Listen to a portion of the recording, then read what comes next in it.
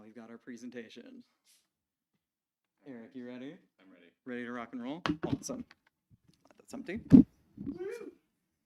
And now, you got the power. All right. I have the cup. Oh, should I put it in the cup holder? That's important.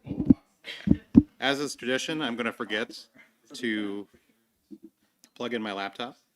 So we're going to go ahead and make sure I do plug in my laptop. No, gaffer tape is important. Hey, that's a presentation. So thank you all for braving the great Minnesota tradition of road construction and doing that whole get-together on the road together and enjoying some pleasant road rage. Absolutely Minnesota nice at its finest. I was on the road for 3 hours today. It was a long drive. There were a lot of feisty people. I just surrendered myself to my fate. Like, this is going to be a while. I'm glad I left early and arrived exactly on time. Yeah. All right. Well, I'm Eric. I'm going to talk about shaders. And hopefully, if you don't know anything about shaders, you'll get something out of this. And if you do know something about shaders, you will also get something out of this. I'm going to cover a wide gamut, and we'll try to get something for everyone. Yeah. Let's get into it. I have a big agenda. I'm not going to read them all, but we're going to talk about what shaders actually are and why they're poorly named. We'll talk a little bit about, the bits and bobs you need, the Lego bricks to build a shader, some of the techniques and some of the math that is sometimes quite impenetrable. But I think with the different ideas here, you'll understand how to compose that math together to make art. It'll be awesome. And then we'll talk about some sign distance fields, which are fun, and sign distance fields, some noise, the different types of noise, and why you might use one or the other. Talk about images, which is a fraught topic, pixel art, and how most people do it wrong. And so we'll talk about that. And then we'll get into some spicier topics like ray marching. And I have a few surprises in there, so hopefully that'll be fun. All right. Shaders. What are they? There's a lot of different types of shaders. They have a terrible name. Shaders don't really shade. They are little programs that run on your GPU. That's basically what they are.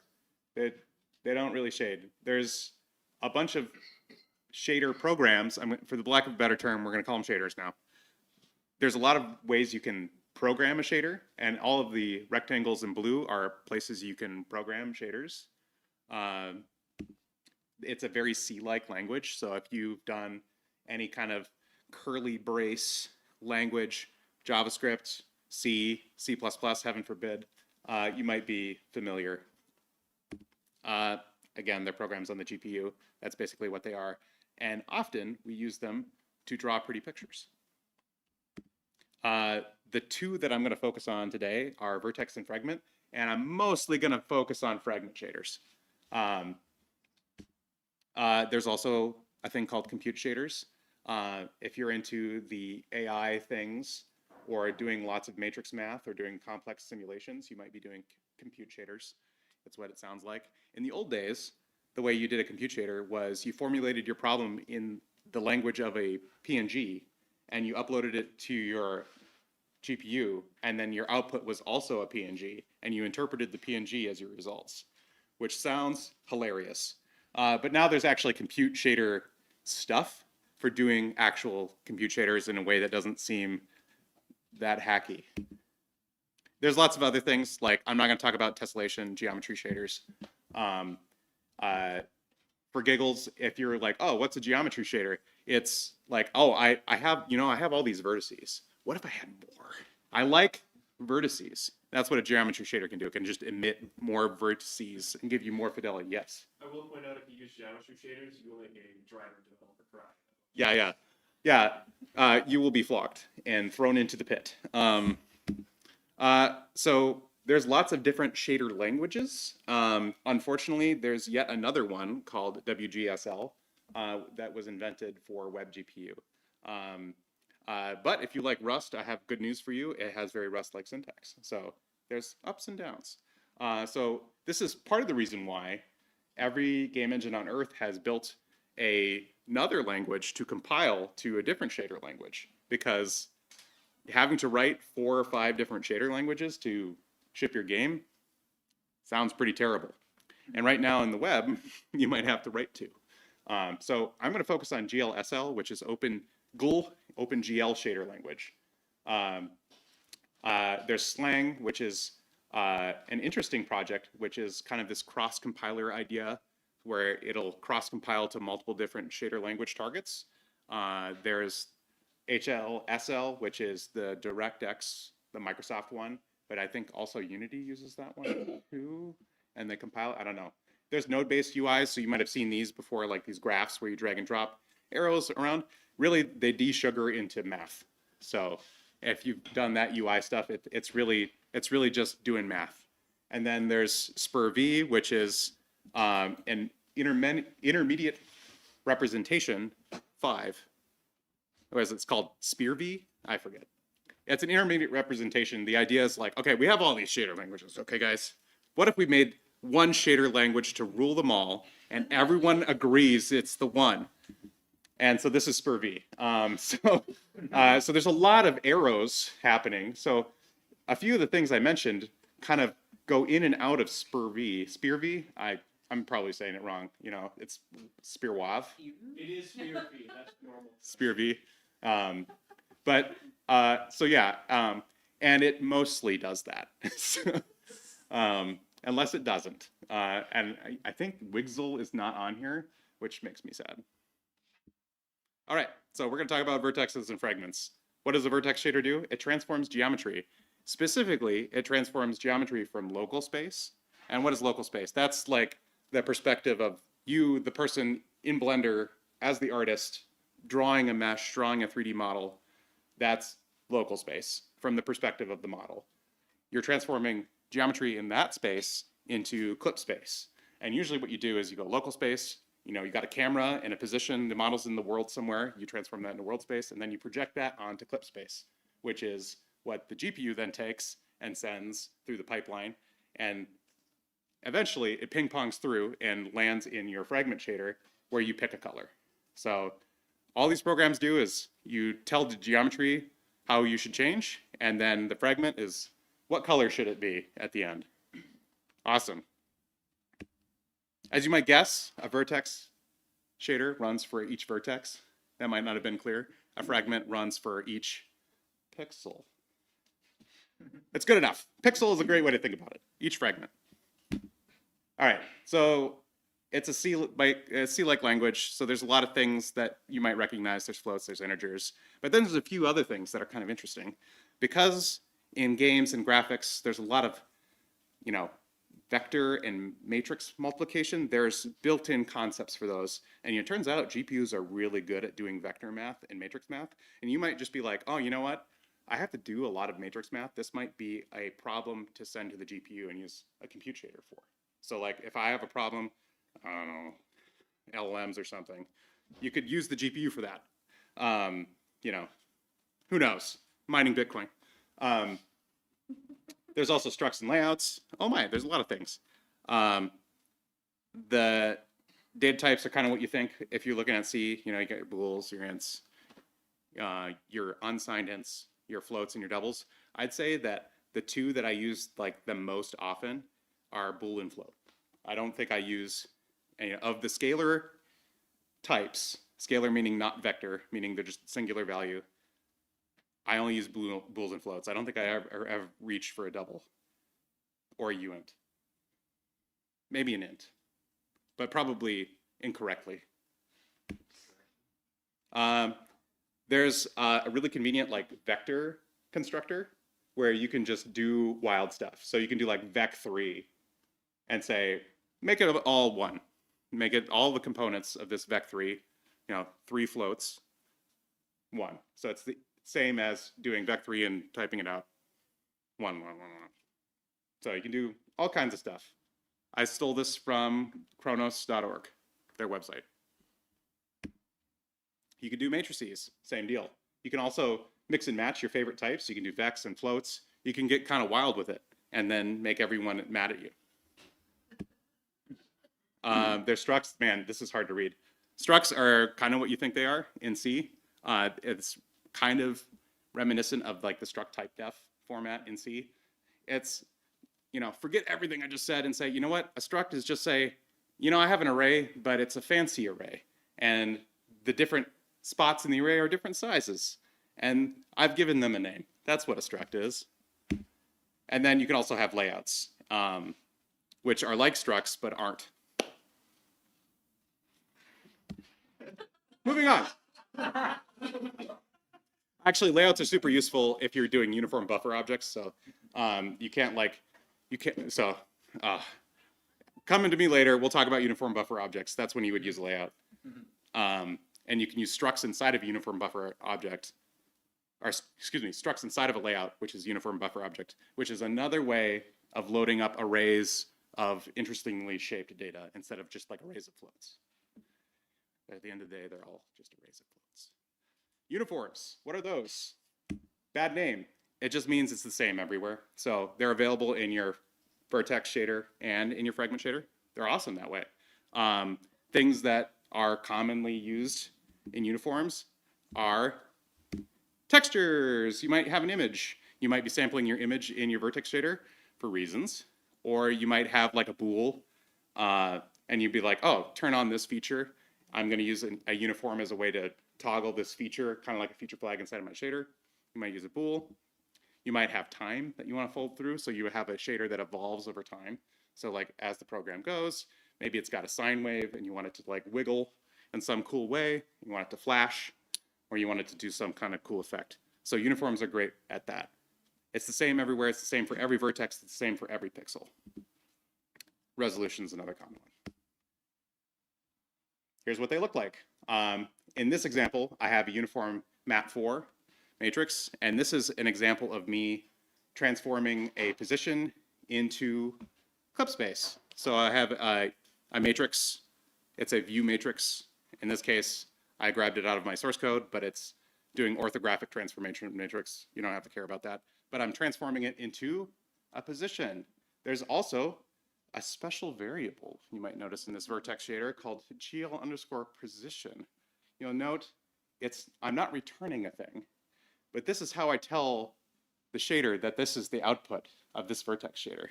You'll also notice that I'm also setting V color to A color. And that's weird. We'll get to that. So let's talk about attributes. So attributes are per vertex. Like in a Vertex shader, it's an in qualifier. If you're in older versions, you can use the attribute qualifier, which is way less confusing. You'll also note that I have an A_ prefix. This is a convention. You don't have to do it. It's a thing that I do so that I know it's like, am I looking at attribute or am I looking at a varying, which is, spoiler, what the V_ is for. But it's useful for things that you would associate with vertices. So a lot of times it's like UV coordinates, so mapping bits of texture, mapping color. I don't know why I put transform there. I don't remember what I was thinking there. Positions. That's what I was thinking.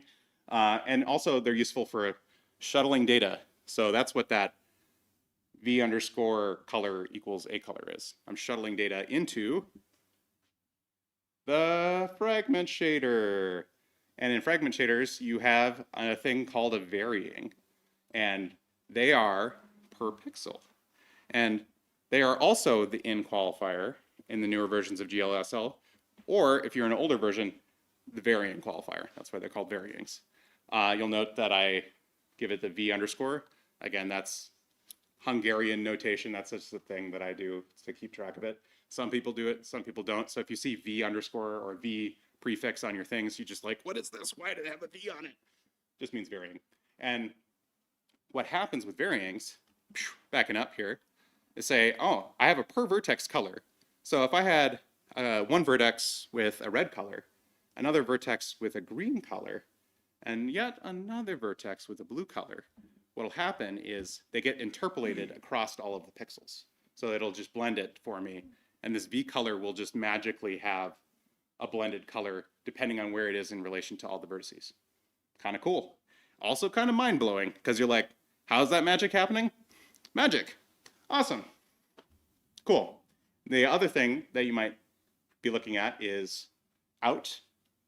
That is just telling the shader that this is the final color.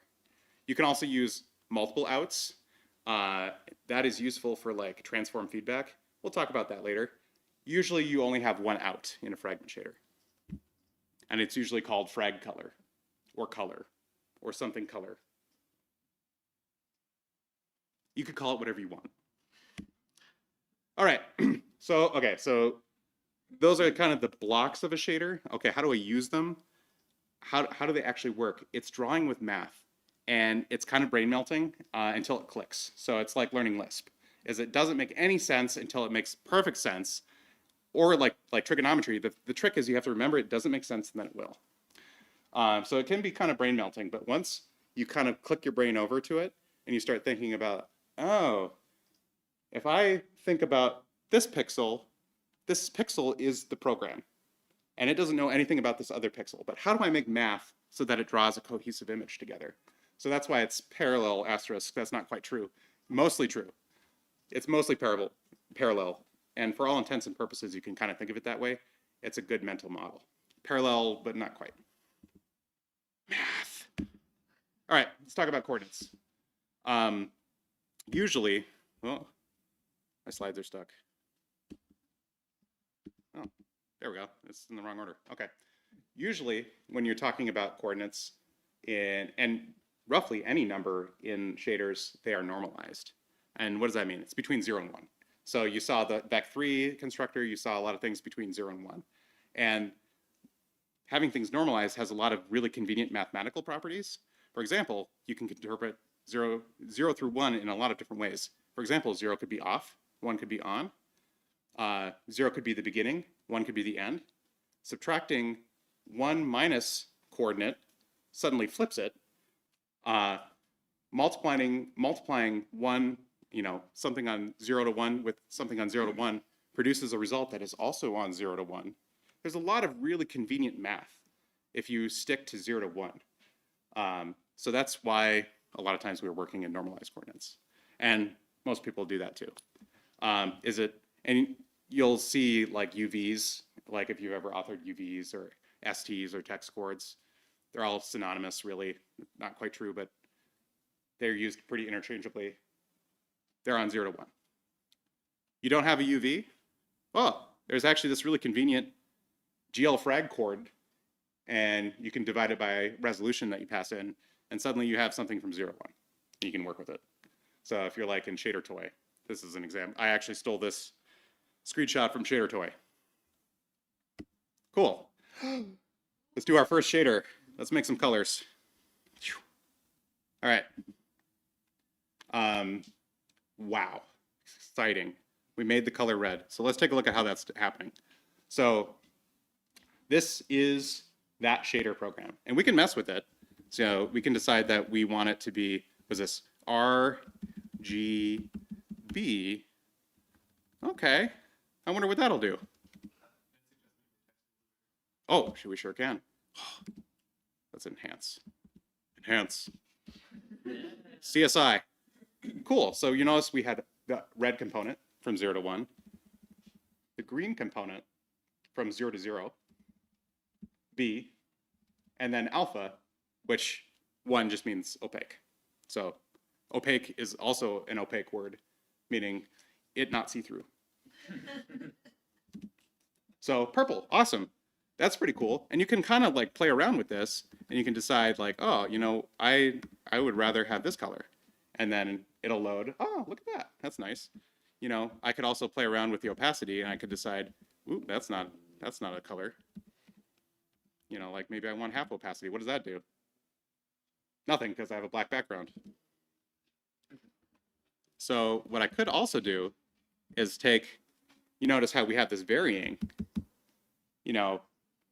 remember what I said, that varyings are interpolated across the entire shader. Well, what I could do is I could say, well, I want to visualize how that varying changes across red and green, RGB, and then have B all the way on. So let's do that. We've done it. We made a gradient.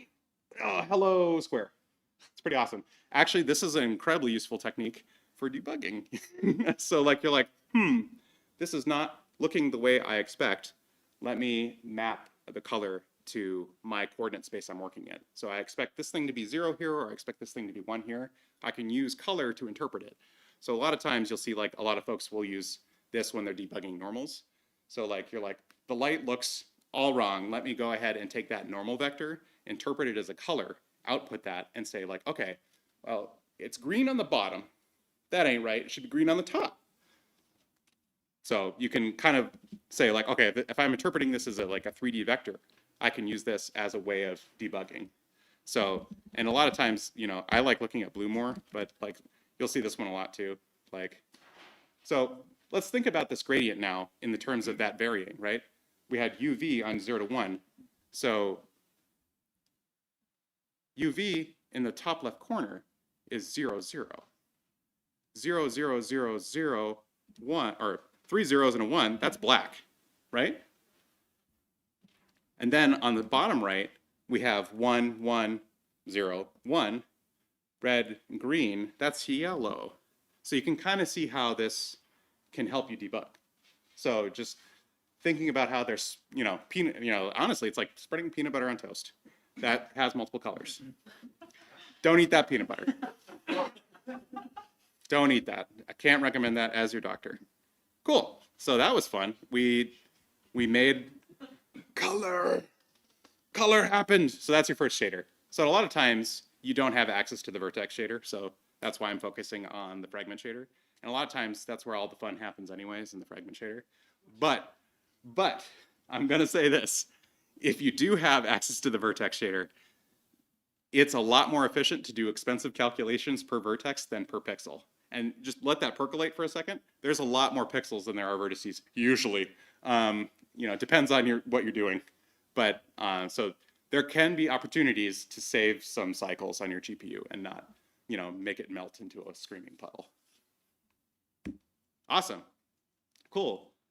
We can also blend colors using the Lerp, the large. So I'm going to switch to Shader Toy now. I'm going to show you all different tools. Before I was showing you Excalibur. This is Shader Toy. Slightly different. You'll notice they have their own kind of instead of main, they have main image. They have also they have their own built-in out, which is frag color.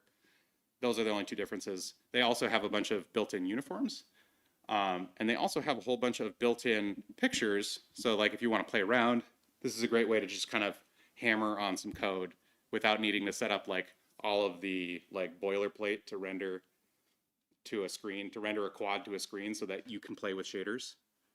And this makes it far less annoying to play with shaders and just kind of experiment. There's also a ton of really cool stuff on Shader Toy. Just if I take a quick diversion and we just take a look at the homepage, like look at the wild stuff people are building in Fragment shaders.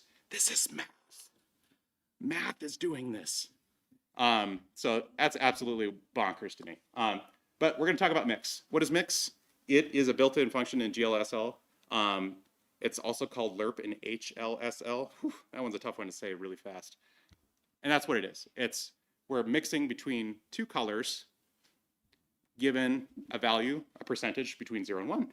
So, you know, as the UVX increases from left to right, you'll notice that it goes from red to yellow. How about that? Oh, and we can get a little fancier, and we can say, what happens if we mix as Y changes? Da-da-da-da. Yes. Can we do the, Oh. maybe the scale up a little bit? Yeah. Oh, Shader Toy is fighting me. How dare you? There we go. Hey, there we go. There we go. That's better. Shader Toy is fighting me. All right. So that's cool. And you can do all kinds of weird stuff here. Like we could do like, we could say like, do like sine of UV. I don't know what this will do. I haven't practiced this. We could do wild stuff. Well, that wasn't very exciting. Let's increase the frequency. Or not. Oh, because you can't just do that. You have to make it float. There we go. Cool. We've shifted it. Let's see what happens when I do this. And I actually do the dot in the right spot. Ooh, that's interesting. So why is it doing that? Well, we're mixing between 0 and 1, and we're changing 0 and 1 as we move through X. So you can start to see how you can do like wild stuff. And if you want to do even more wild stuff, we could say, oh, you know what? They have this time uniform that we talked about. What if I multiplied by time? What does that do? Oh, that's heinous. Oh yeah. Oh, that's better. Ooh. Oh, that's kind of mesmerizing. That's fun. So you can do like really exciting stuff. And you can kind of see how we can draw with math now. And this is starting to bother my eyes. So let's go into blending. So does that make sense what we just did? It starts to get like kind of wild really fast. It's like we started really simple. We were like, we're mixing two colors from 0 to 1. And then what happens if I change that 0 to 1 over time? Or what happens if I do something really funny with that 0 to 1? What happens if I used, I sampled a color out of a texture, like noise? What happens if I do something extra fancy? Who knows? You can do like really wild stuff. So let's talk about blending. So let's say I have this grayscale checker pattern. Our old friend, Shader Toy, we meet again. So we have, again, in Shader Toy, you can go and find these are built in. Accessibility fail, I can't hit escape. Hold on, I gotta zoom back out. All right, called them out on main. So what we can do is we can blend colors. So we have this grayscale image. What happens if I add the color red to that? Remember, colors are just from 0 to 1. And what happens if I, for all intents and purposes, go above 1? What does that do? Aha. That does not look like I expected. I expected it to be very, very red. If I have 2 in the red, it should be extremely red. Well, it turns out you can only go between 0 and 1 and just lops off the top. So you can only get so red before it's like, whoa, man, you're too red. You got to slow it down. You got to back off. So this is useful though, especially if you're like trying to do like something fade to white. You can just keep adding and adding, and then pretty soon all of your components are 1, and all of the colors together are white. So this is kind of brightening it in the red direction. You can kind of think of it like that. Well, that was cool. We added a color. What happens if I multiply by a color?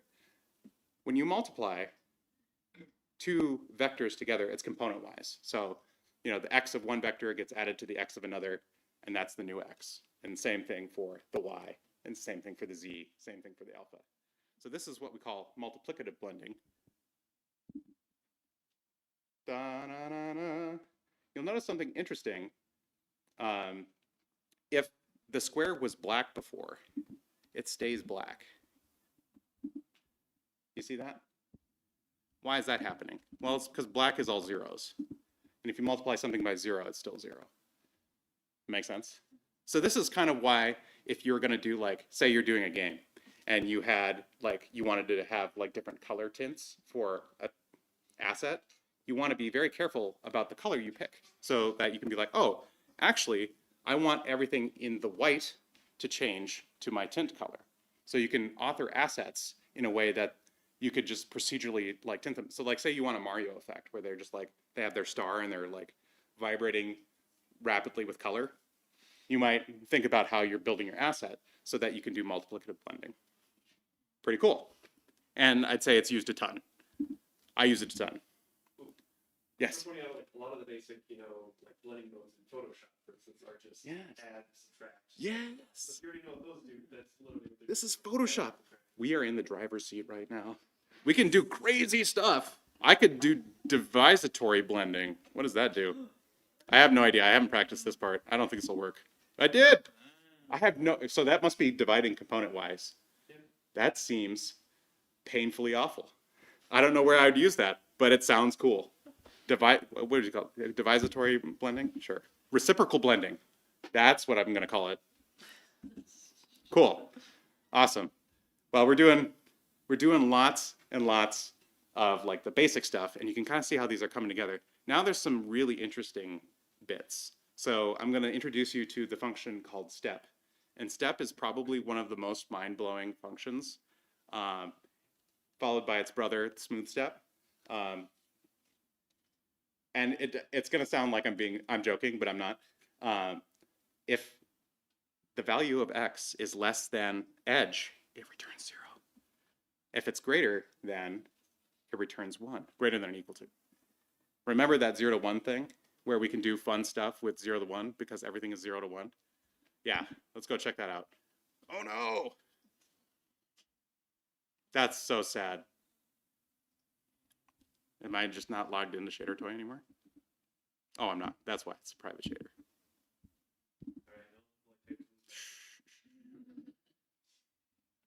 Don't look. Look not behind the curtain. Oh, that's, yeah. I definitely don't use 1Password.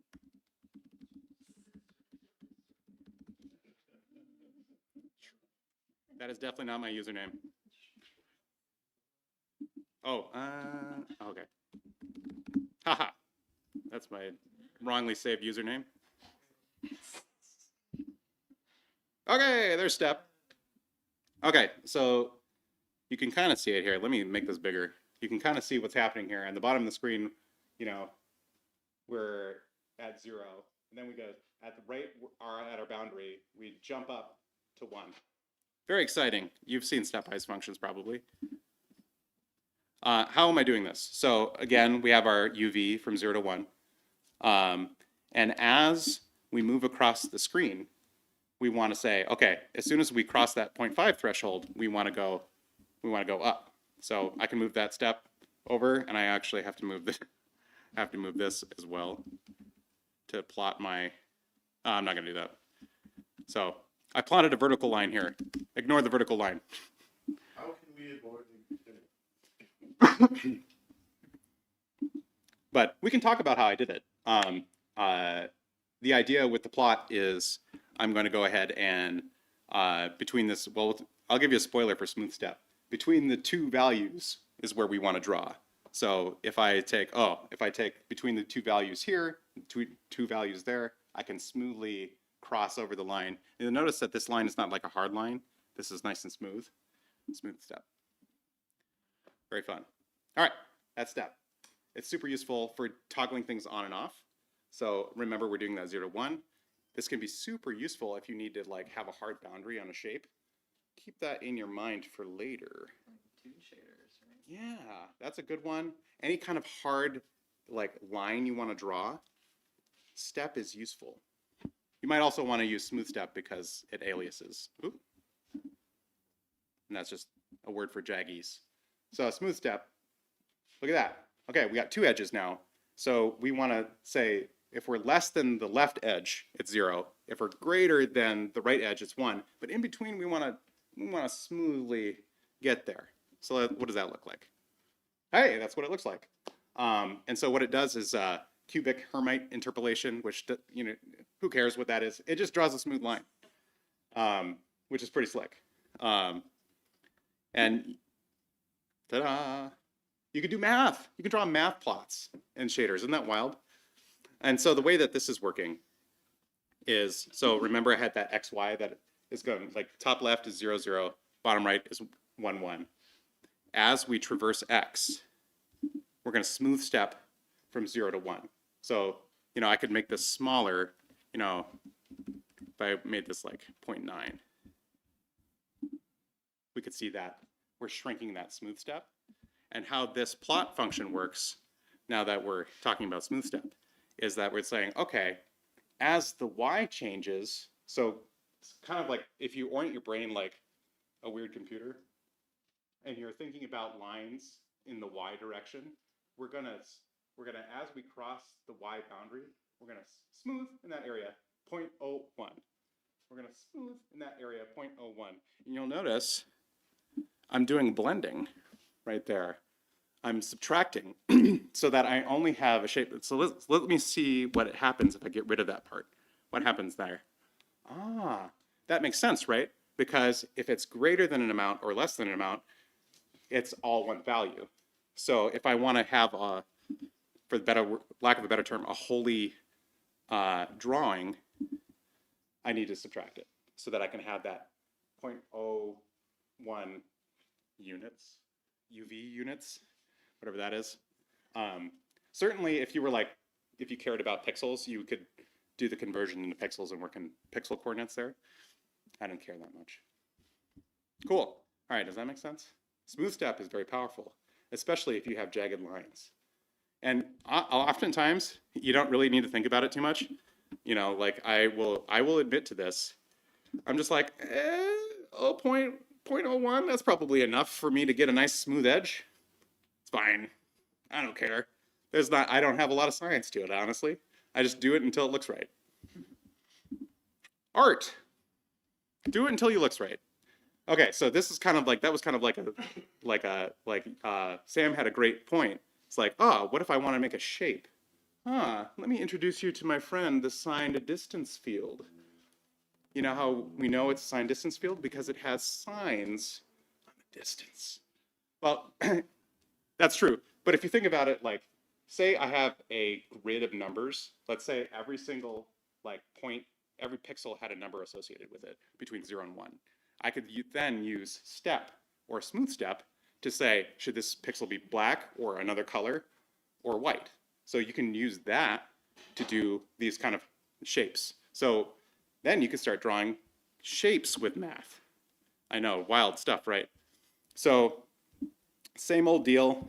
I also have an aspect ratio, so that's, you know, not weirdly shaped. So I can get rid of that just to show you what it is. And honestly, like, to learn a lot about shaders, like, just delete stuff and see what happens. And then you can learn what it does. So it's like, what is this aspect thing doing for this? Oh, it was making it so it's square. It has the right aspect ratio and not like stretched. And you'll notice I'm doing something weird here with my UVs. Remember that everything's on that 0 to 1? Well, if I have a coordinate space between 0 and 1, and I multiply it by 2, what am I doing? That is basically stretching it, right? So now I have a coordinate space between 0 and 2. So I've kind of stretched it out, like further past the screen. And then if I subtract 1, I've now shifted it back up. So now 0, 0 is conveniently in the center. How about that? How about dem apples? So now our coordinate space, after I've done that remapping exercise, is from -1 to 1, 1. Clip space, yay! That's clip space. But then we can do really cool stuff, like, you know, we can draw circles. So what's a circle but a miserable pile of secrets and the length minus the radius? And that's what it is. So let's think about this for a second. So I'm figuring out the distance from 0. 0 is in the middle, right? And anywhere along this line, I'm figuring out the distance. So like that first part, all I'm doing right there, for every UV, I'm figuring out that distance from the center. And once I have the distance from the center, I can subtract the radius of the circle I care about. And there's a step function. Friend step. A step function. Oh my God. The friend of this SDF is the step function. So, you know, you can mess with stuff. And one thing that, you know, that's interesting here is you can adjust the step and change like the threshold where we're saying, oh, switch to 1. So I had it very small there. We can adjust this. We can get it even bigger. So does that circle have jaggy line? It does. Let's zoom in. Enhance. Oh, I don't know if that helps, but you can kind of tell like right up at the top there, there's like some aliasing right there. So would we use So I didn't practice this. So, or he's a clever plant.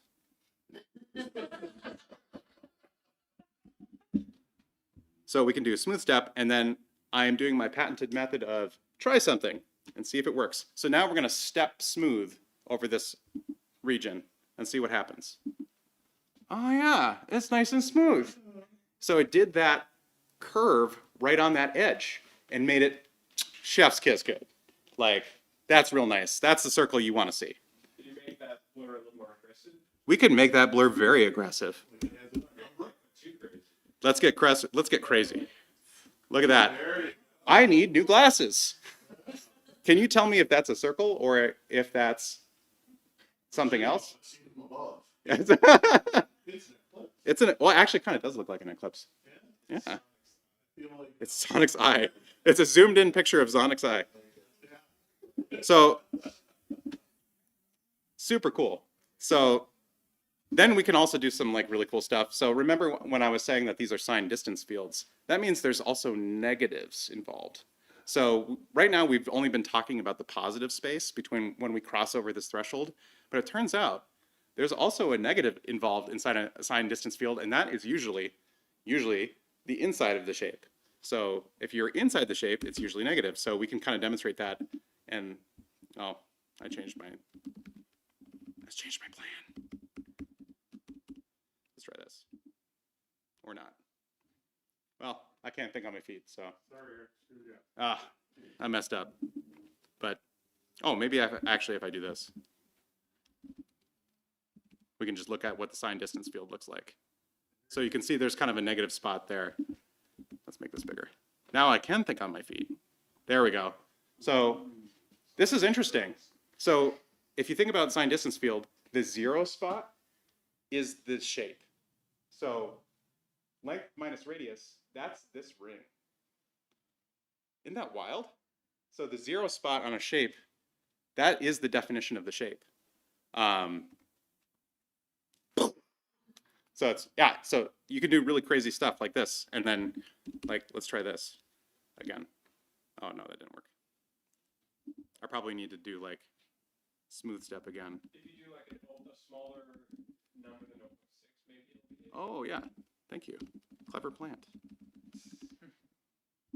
Yay. Now we got a circle with a hole in it. A donut, a torus. So, again, this as you're starting to, like, if the math juices are percolating, you can kind of start to feel art happen. And it's math. And it hurts my brain. But remember, it's like, if you think about it between zeros and ones, you can kind of do it in your head, and you can kind of like reason about why things are happening. Cool. That was fun. There are a ton of shapes that are just predefined for you. I'm not going to try to like live code any of these. Inigo Quilez does a fantastic job of doing it for you. But if you're like, hey, how do I draw this shape, XYZ, in an SDF? Well, he probably has figured it out for you. So there's quite a bit here. And you can kind of see, like, one thing that's really cool here is you can kind of get more insight based on the way he's drawing it. You can see there's these bands, these lines. They're called iso lines. And these are the same distance from the shape. So you can see, like, oh, this is the same distance from the shape. And you can maybe see, if I change my threshold value, I might get a rounded triangle. It's very cool. So definitely check out Inigo Quilez. You can use his stuff. He also has a bunch of like 3D ones. So if you're like, 2D is so passe, I would like a 3D torus, please. Get me the 3D torus. You can do all kinds of cool stuff. So now that you have like basic building blocks, you have signed distance fields. Did you know that you can also do grids? I'm going to actually skip over grids because it's not that interesting. But maybe I'll just show you what it looks like. This is how grid works. The gist is, again, look at that Smoothstep. And oh, look, there's a width involved. It might be the width of the line. So again, this is the same idea. We're doing a signed distance field to figure out the distance between this coordinate on the UV plane and the next cell. So that's what this math is doing, which if I were smart enough and I wasn't thinking on my feet, I could explain. But, ta-da! And you know, I have this code up on GitHub too. If you're like, oh, I want to play with grids. Like I'm making an editor for my game, and I want to like click and drag a grid. Like, here you go. It's Excalibur.js/sample-shader-grid. I figured this out once so that you don't have to. And I also figured out how to click and drag and pass that through on a uniform. Pretty cool.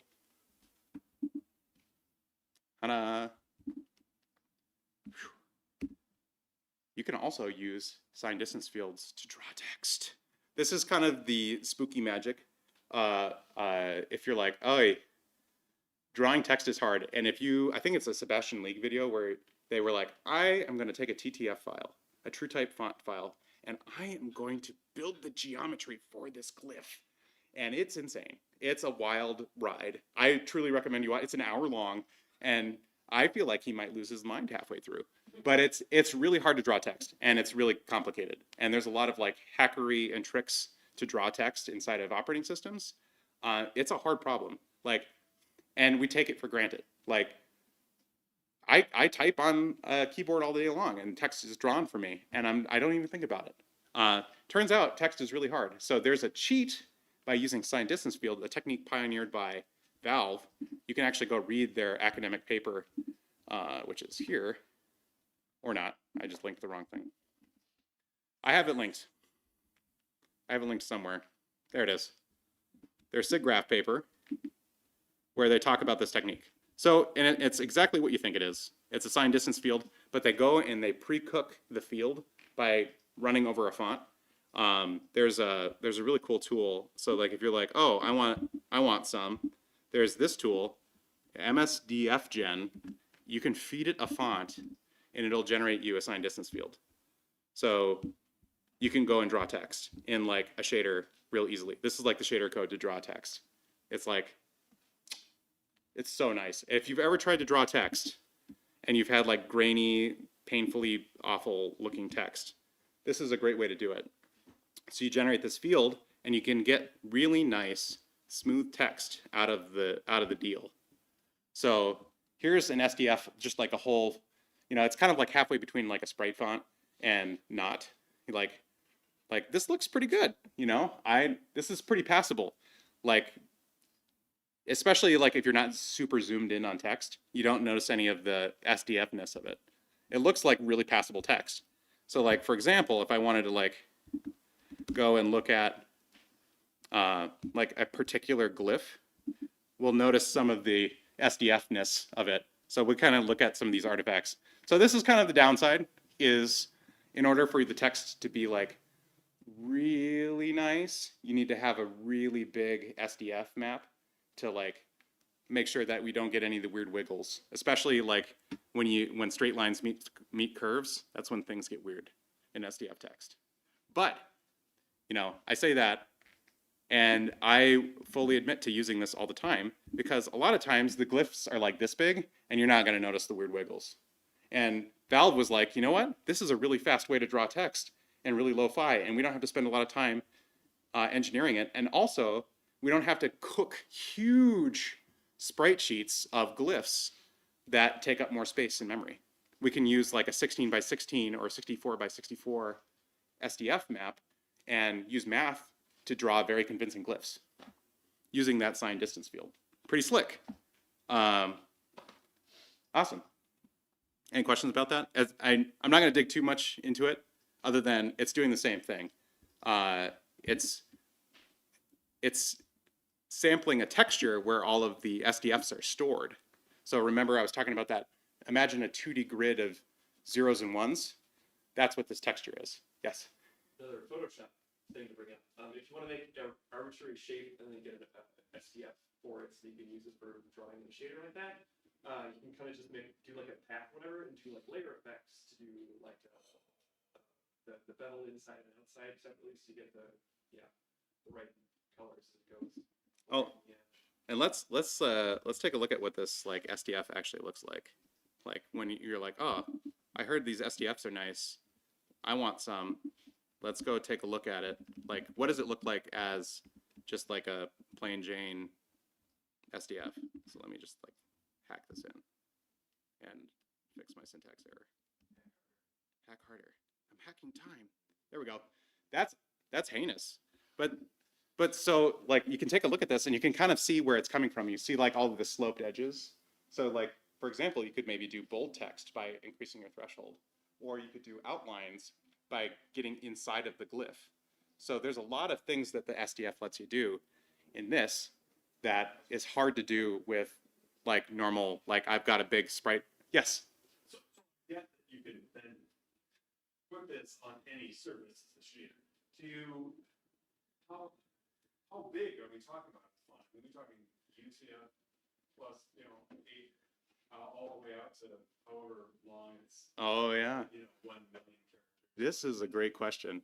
Especially because those you're talking some pretty big files. Yeah, no, that's a great point. This is only as good as the glyphs that you intend to use. So like if you wanted all of UTF-8, you'd be in for a world of hurt. Yeah. That's a whole like problem. Yeah. So like if you have a very small set of glyphs that you use in your game, this might be a technique.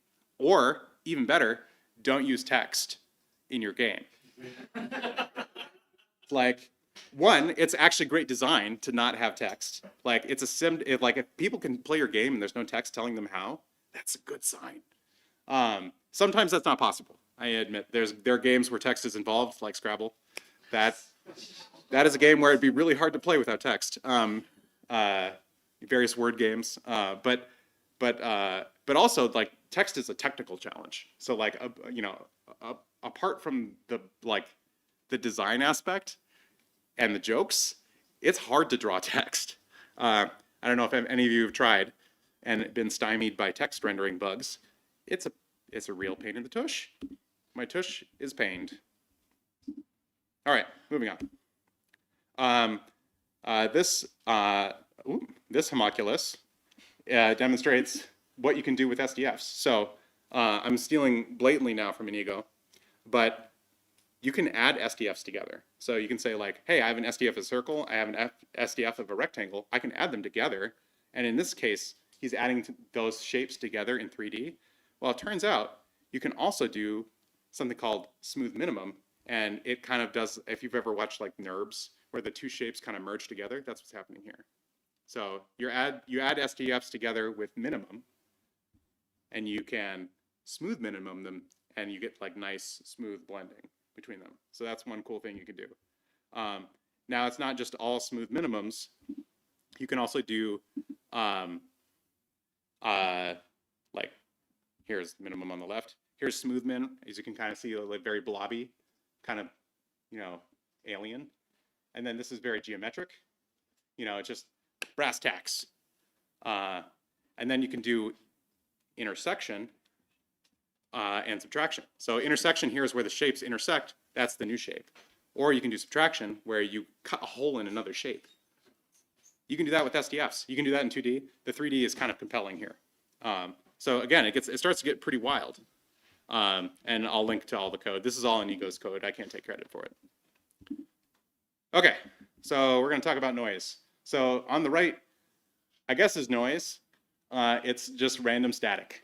Turns out that's not great for drawing, organic or believable pictures. Unless your goal is TV static, then you got it. So really what we want out of noise is smooth randomness, because we want to simulate landscapes or like the natural world or marble or stone. We want something that is random, but there's a gentle slope into the randomness. There's a gentle gradient into the randomness. And that's what Perlin noise is. So, we have a point where we're sampling and we say, okay, given this point, we're going to pick the 4 points around it and we're going to randomly give them a consistent vector. And then we just blend between them. And that's how Perlin noise works. And Perlin has an algorithm that he has. You can look up the paper of how he does it. But that's effectively what happens in Perlin noise. So remember when I was talking about that whole, this kind of harkens back to SDFs. Everything is fields of numbers. So in this case, instead of fields of zeros and ones, we're talking about fields of vectors. So what we wind up doing is we say, so we have these vectors pointing randomly, but in a pseudo-random way so that they're always the same. We pick one random way, and then they're consistently that random way. And then we go and interpolate between them, and that's how we get Perlin noise. Perlin noise, staple in the game engine, game dev world. Suffers from a couple of things, and notably, you might be able to see it. There's kind of like some linearness to it, you know, some like regularity. This is not random enough for me. I need more randomness. So then we had simplex, which, by the way, the patent has recently expired. So you can now use the original artisanal simplex noise, unencumbered by patents. And you can go look up the application where it is patent, where the patent has expired lifetime. And you can go look up the original algorithm, because in patent law, you need to give an example of what is being patented. So yeah, here's the original algorithm for simplex noise. How about that? Fun stuff. There's also a couple of like open source things, OpenSimplex 2, which again, the idea here is to avoid linear artifacts. So if it's really like, does this meet my aesthetic? It's not like one noise is better than the other. Maybe in terms of performance here and there might be some like cycles you can shave, but it's really like an aesthetic. So there's simplex noise. There's fractional. That's a interesting. I'm going to call it for that from now on. Fraction noise, fractional Brownian noise, which is, you know what? It's just we're adding noise together. That's all it is. It's a noise sandwich. It's like, you know, I generated Perlin. I'm going to add Perlin on top. I'm going to add Perlin again. I'm going to add Perlin again. And each one of them you might give different parameters, but it gives you this kind of like cloud-like quality. You get higher peaks and valleys when you do that. So a lot of times you use FBM for like mountainous terrain, or like something that is a little more ups and downs. Let's talk about how to do fire now with noise. So let's take a look at that. So we want to make fire. As you can see, the eponymous fire shader. That's what it's going to do. So let's talk about how we're doing this. So we have our noise. So I've loaded in noise into the GPU. I have just a static image. So I'm not generating noise on the fly. I just went and Googled noise and then downloaded it. And that was the noise I'm using. I have some speed. I have some offsets. I have some time that it's running. So the first thing I'm going to do is I'm going to get that noise out. And let's just draw it. Pay no mind to the pre-multiplied alpha. It does not matter. Also, my noise is the same across all the color channels, so that's why I'm doing R to A. It's RGB, A are all the same, so I'm just picking R. And there's no A. There's RGB and no A in my texture, so that's why I'm doing this. So ignore these two things. They're just a weird quirk of the texture I picked. Cool, so let's take a look at what that looks like. I'm going to save that. We're going to draw fire. Okay. That's noise. Awesome. It kind of looks like the noise I showed you earlier. Okay, let's iterate. Let's iterate. Okay, so I want my fire to grow upwards. So let's do that. So I'm gonna take this UV thing and animate it. So you'll notice I'm taking like the X I'm not changing, and then the Y, I'm giving it more Y over time. So time in milliseconds divided by 1,000 seconds. And then I'm doing 0.5 units per second, whatever shader units there are, UV units per second. So that's probably like half the screen per second in this example. I'm going to go ahead and change this. Animated UV. Pray for me, because I'm live coding. Oh, okay. That's kind of cool. I've got, now we got an overhead view of us flying over terrain. But you can kind of see where I'm going with this, right? I'm trying to make fire. Fire kind of grows upwards. I've made smoke. Yes. Where there's smoke, there's fire.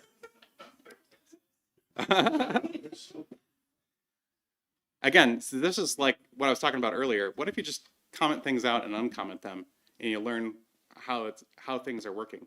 So remember when I was talking about making things more white over time? Look what we're doing. As things are going up the screen, I'm making them more white. What happens then?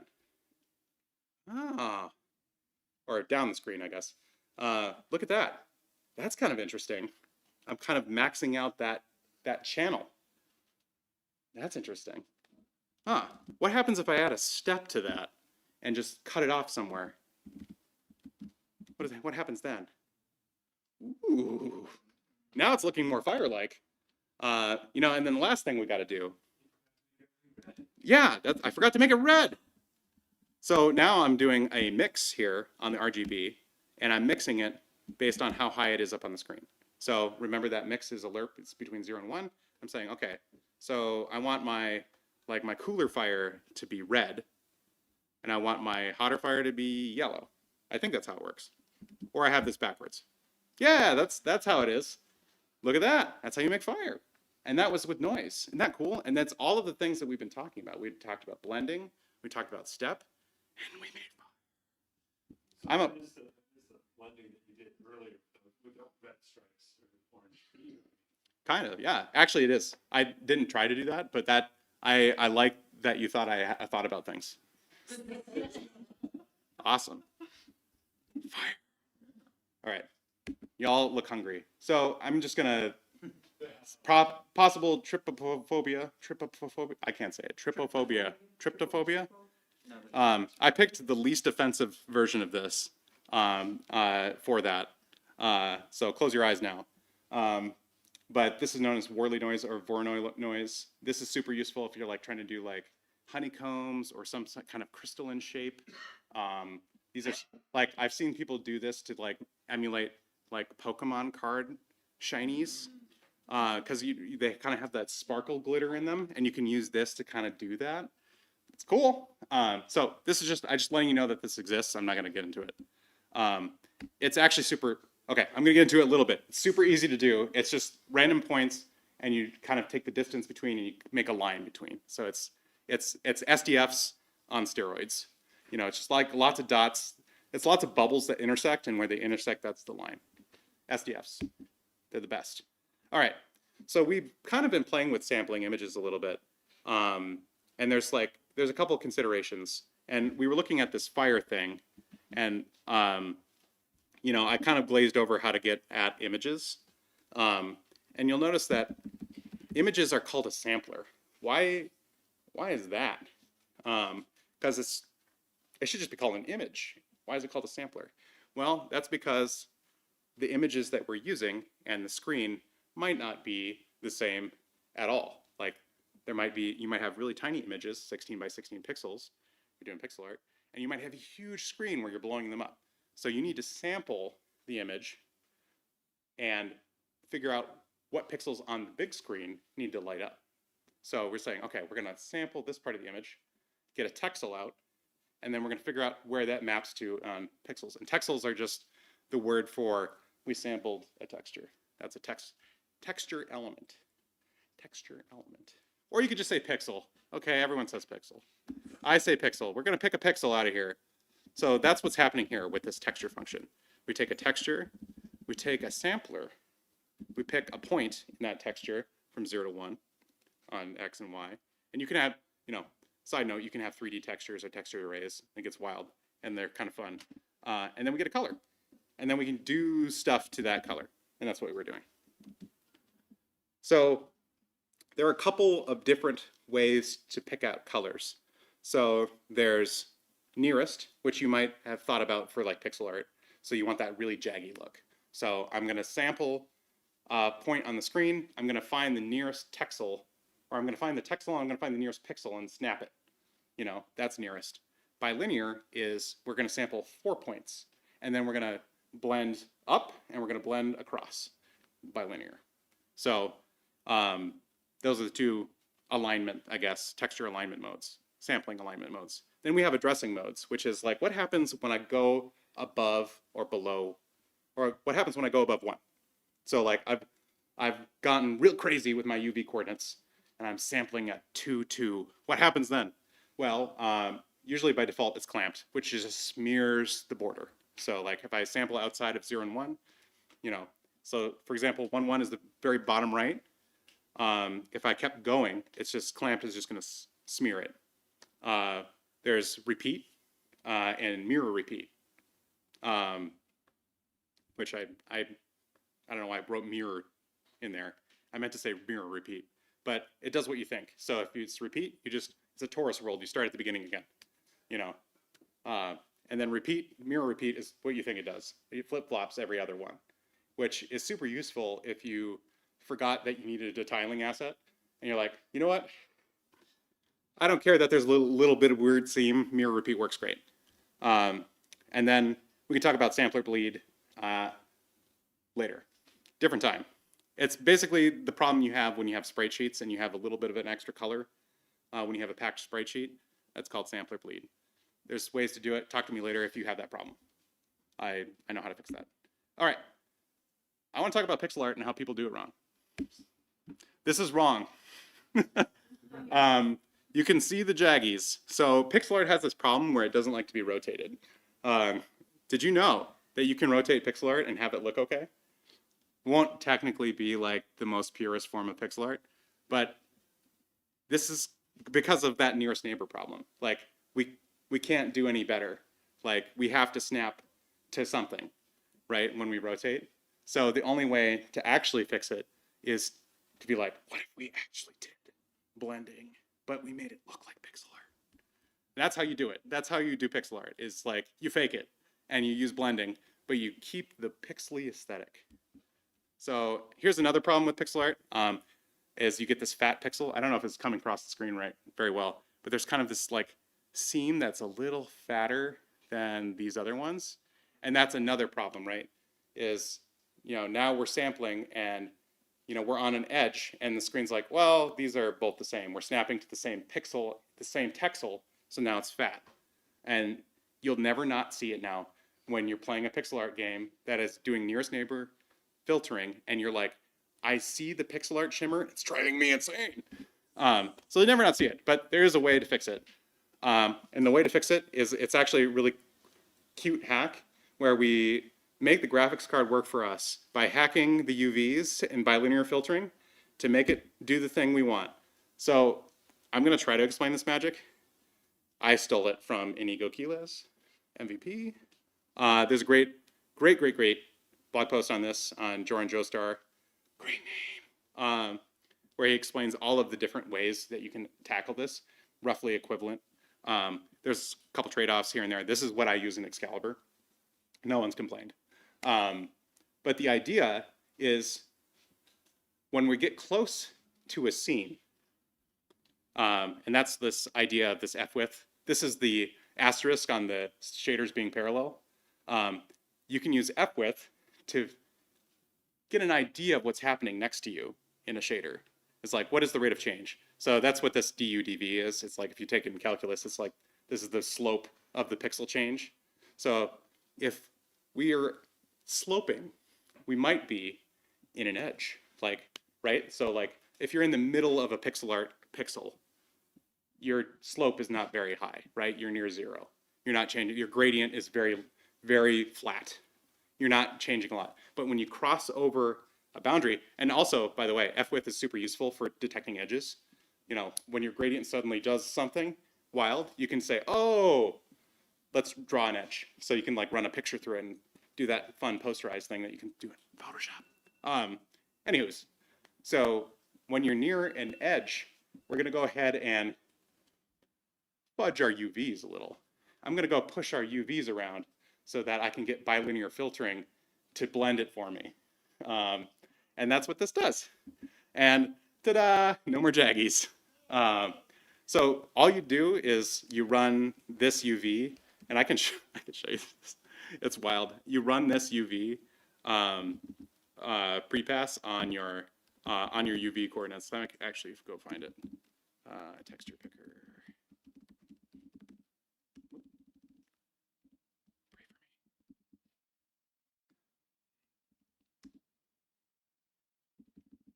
So, you know, there's this UV, and if I'm using pixel art, I just run my UVs through it. You know, pretty wild. So this is, you know, if pixel art is true, go mess with the UVs a little bit. Trust me, it'll be okay. And then you get nice pixel art. It's great. Go use it. Please use it. I want pixel art games to look awesome. Cool. Okay, cool. Spicy shaders. I don't know why that's in there. Transform feedback. I'm going to skip that because I'm hungry. But I do want to talk about, I think I lost a slide. Yeah, I totally lost a slide.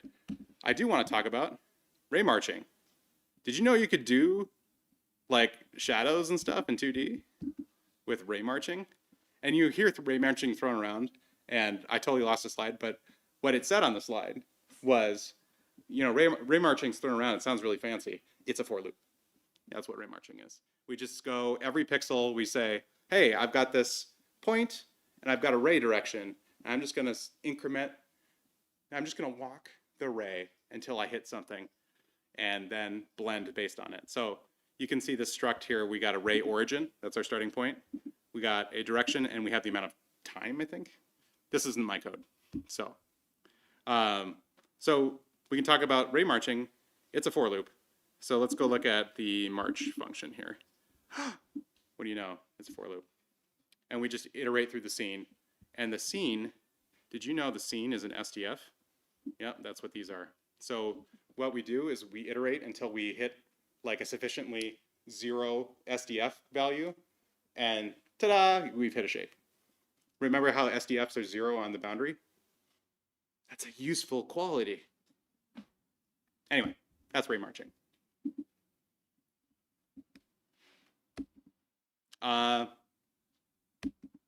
Let's talk about gotchas. This has bitten me a lot. Different kernels, different firmwares have different implementations of shading languages. So when you're compiling like GLSL or you're compiling like HLSL, there are like either there might be bugs in that implementation of that firmware, or even in that hardware. Like you might just run across a problem that you can't get past. And in fact, Unity famously has the most obscene like shader output to try and work around various hardware bugs and compiler optimizations. So yeah, it's just heinous that you have to do to like, because they want to work on everything. And that's kind of what you had. They had to make the jQuery of shaders in order to work on everything. So that's a big problem. Most of the time though, just don't use anything but a vec4. Vec4s are like the most supported thing out there. Just use vec4s for everything, even if you don't need a vec4. Use vec4s. Pack your data into vec4s. Don't use vec2s. Don't use vec3s. Use vec4s. You get around a lot of problems. The other one is use a standard layout if you're doing uniform buffer objects. Pick a layout. Use that layout. Use vec4s in that layout. Then most of your problems go away. Compiler optimizations. This one's bitten me before, but did you know that compilers like to strip out code that you don't use? Yeah, that happens to me a lot. So, hey, this uniform's not in here because you didn't use it. And then your program crashes. You're like, but I did use it. Oh, but I was doing something tricky. My fault. Also NAN propagation, which is kind of fun. It just spreads like a virus, because when you do anything to a NAN, the result is also NAN. So it's, when you're drawing a picture and you have NAN somewhere, it just goes and eats your entire picture. That's how you know that something in NAN is happening. Is if just suddenly something just eats your entire picture. Yeah. How do you, on the previous point, how do you make sure that doesn't eat all of your use or any of your use? Use your code. Don't do anything tricky. Lots of flags. Yeah, so like there's, yeah, I'm trying to think of how this happened to me recently. I do a lot of tricky stuff. Like I have a lot of general purpose shaders that have a lot of features in them. And so this is where it bites me, is I have like a lot of toggles. So like if I don't use a toggle, it just gets optimized away. But sometimes I'm using that code. So the trick is to use it all and set every uniform and use them. In like, even if it's a no-op inside of your shader. And sometimes they're too smart and they still get you because they're like, we did some code analysis, and you don't actually use it. But it might be a signal that you're doing something tricky. Maybe you should reevaluate your life, which I have. It's happened to me. So anyway, I was talking a lot about WebGL, GLSL is OpenGL. If you want to use that kind of stuff, you can bundle Angle into your thing. I'm actually doing this right now in a project. There's a VC package link if you're a C, C++ person. It's super slick. It's the NPM of C and C++. There's also Wigzil, which is in a sad state right now. So if you want to use WGSL, don't. Wait. You can use it later, but don't do it right now. It's all flagged. It doesn't work on mobile yet. And it's always 2 years away, like Fusion. So, but there's a shader toys type thing called compute.toys if you want to play with it. I have a ton of resources. I really, really, really, really, really recommend everything that Inigo does. He's got a great YouTube. Everything on there I've watched multiple times. It's really good. There's the Book of Shaders, which is a really good resource, really well written. SimonDev is awesome. I paid for his course. I have watched it multiple times. The shaders didn't really click until I watched his course. So if you liked this and you want to dig in more, or you want to go deeper in depth than I can in an hour and a half, check out SimonDev. Also, if you're like a WebGL fanboy, Andrew Adamson, best WebGL videos anywhere. I love it. And then Freya, obviously MVP. She has a really great like 3-hour shader course that I really recommend watching. So definitely check her out. Awesome. That was a lot in an hour and a half to talk about shaders. Any questions? Are you all hungry? Because I am. Yes? What's your favorite noise? My favorite noise? I think FBM. Like, I usually, so I do FBM in layered Perlin, but it's mostly because I don't care about the linear artifacts in it for what I'm doing. But I use that a lot, basically in everything. Yes. If somebody wanted to play around with shaders, especially around other programmers like you or something, is there an event that they could go to where they would do that? Another plant. Yes. If you want to come to the Jam Night, March 7th. March 7th. May 7th. I will be there. And if you have shaders that you want to talk about, I will talk about shaders with you and help you debug them. Best debugging advice: delete everything, comment everything out, and start with one thing at a time. Cool. Did I blow your minds? Did I put you to sleep? I'm sorry. You reminded me of my youth. Sleeping? No, I haven't done this for years. Oh, It's great yeah. to see some code. Awesome. Yeah. Well, hopefully it was entertaining and informative. Felt like I was back in college. Awesome. Cool. Well, that's all I got. Thank you so much.